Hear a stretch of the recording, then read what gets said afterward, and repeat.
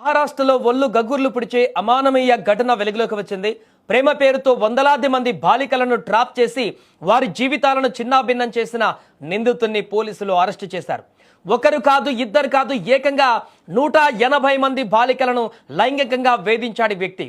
అక్కడితో ఆగకుండా వారికి సంబంధించిన 350కి పైగా అశ్లీల వీడియోలను కూడా చిత్రీకరించి వారికి నరకం చూపించాడు. తాజాగా అతడు అరెస్టు కావడంతో వీడియోలను సైతం పోలీసులు స్వాధీనం చేసుకున్నారు. మహారాష్ట్రలోని అమరావతి జిల్లా పరత్వాడా నగరానికి చెందిన మొహమ్మద్ అలియాస్ తన్వీర్ అనే యువకుడు వందలాది మంది చిన్నారులపైన అఘాయిత్యానికి పాల్పడ్డాడు.